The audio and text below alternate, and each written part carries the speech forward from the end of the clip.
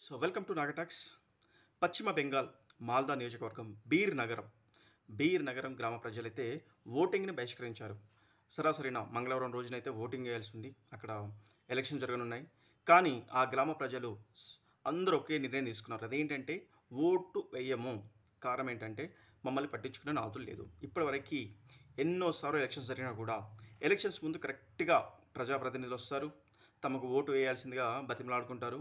తీరా అంటే ఎలక్షన్స్ అయిపోయాక ఏ ఒక్కరు వాళ్ళ ఊరు మొహం చూడరు. అంటే అక్కడ ఉన్న సమస్య ఏంటంటే బీర్ నగరం గ్రామం ఏంటంటే సరాసరిన గంగా నది ఒడ్డున ఉంది. సో ప్రకృతి పరంగా చాలా అందంగా ఉంటుంది, చాలా బాగుంటుంది. కానీ ఎప్పుడైనా ప్రతి సంవత్సరం వరదలు వచ్చినప్పుడల్లా ఊరే కొట్టుకుపోతుంది. ఇళ్ళలోకి నీరు వస్తాయి, ఇళ్ళు కొట్టుకుపోతాయి. చాలామంది ఇప్పటివరకు 100 మంది చనిపోతున్నారు. సో దీనికి ఆ గంగా నదికి ఒక అడ్డుకట్ట ఉండాలి. లేదంటే గనక వరదలు వచ్చిన ప్రతిసారి గ్రామంలోని ప్రజలు చనిపోతున్నారు, లేదంటే గనక ఇల్లు లేకుండా పోతున్నారు అనే సమస్యని గవర్నమెంట్ ఆఫీసర్స్కి కానీ లేకపోతే రాజకీయ నాయకులు కానీ ఎన్నిసార్లు వినమించుకున్నా వాళ్ళు పట్టించుకునే నాదులు లేడు. దాంతోపాటు విద్యుత్ కానీ లేకపోతే రవాణా సౌకర్యం కానీ వాళ్ళు అక్కడ నుంచి వేరే ఊరికి వెళ్ళాలన్నా లేదా పిల్లల్ని చదువుకు పంపించాలన్నా అక్కడ దగ్గర పట్ల స్కూళ్ళు ఉండవు. మళ్ళీ గంగా నది దాటాల్సిందే. మరి వీటన్నిటికీ పరిష్కారం ఏంటి? కరెంటు అసలే ఉండదు, పవర్ ఉండదు, విద్యుత్ లేదు, మంచినీటి కొరత అయితే విపరీతంగా ఉంది. సో ఈ సమస్యల నుంచి మమ్మల్ని రక్షించండి అంటూ వాళ్ళైతే గవర్నమెంట్ ఎలక్షన్స్కి వచ్చిన ప్రతిసారి అక్కడికి వచ్చే ప్రజాప్రతినిధులు వేడుకోవడం జరుగుతుంది. అప్పటి వరకే అంటే ప్రజాప్రతినిధులు అయితే సరే ఈ ఎలక్షన్స్ అయిపోగానే వెంటనే మేము అన్ని ఏర్పాట్లు చేస్తామన్నట్టు ఒక హామీ ఇస్తున్నారు. కానీ అది జరగట్లేదు. ఇలా ఎన్ని ఎలక్షన్స్ వచ్చినా ఇప్పటివరకు వచ్చిపోయాయో ఏ ఒక్కసారి కూడా ఆ గ్రామాన్ని పట్టించుకున్న నాదులు లేడు. గెలిచిన తర్వాత ఆ ఊరి మొహం చూసిన మనిషి లేడు. సో దీంతో గ్రామ ప్రజలు ఒక నిర్ణయం తీసుకున్నారు. మా సమస్యలు పరిష్కరించినంత వరకు మేము ఓటు వేయము. కాబట్టి అంటే మనం ఓటు వేస్తే ఈ విధంగానే ప్రజాప్రతినిధులు లైట్ తీసుకుంటున్నారు, వస్తున్నారు, వెళ్తున్నారు, ఎలక్షన్స్ ముందు అంతే వెళ్ళిపోతున్నారు. తర్వాత మాకు ఆగస్టులో అంటే వర్షాలు వచ్చిన సమయంలో యథావిధిగా మా ఇల్లు కొట్టుకుపోతుంటాయి, మా మనుషులు చనిపోతుంటారు.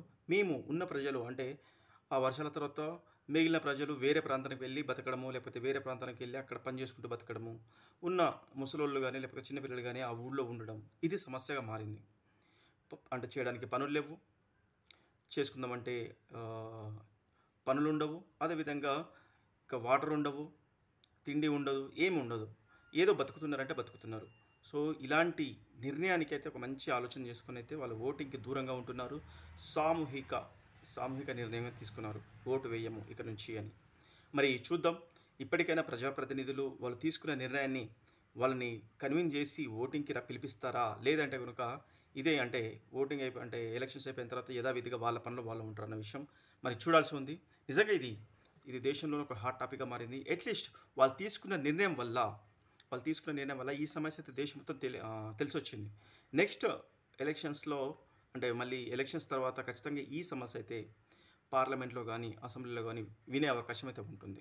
బీర్ నగరం ప్రజలు తీసుకున్న ఒక నిర్ణయం, దీంతో అక్కడ ఉన్న మీడియా కూడా వాళ్ళు తీసుకున్న నిర్ణయాన్ని ఫోకస్ చేసి మీడియాలో ప్రజెంట్ చేసింది. అంటే వైరల్ అయితే అయిపోయింది, సోషల్ మీడియాలో వైరల్ అయిపోయింది, మీడియాలో వైరల్ అయిపోయింది. ప్రజాప్రతినిధులు కూడా ఆ విషయాన్ని తెలుసుకొని ఇప్పుడు స్పందించడం మొదలుపెట్టారు.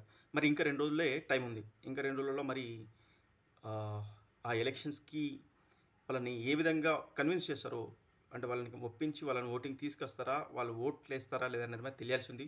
మరి మంగళవారం రోజు ఏం జరుగుతుందో చూద్దాం. Thank you.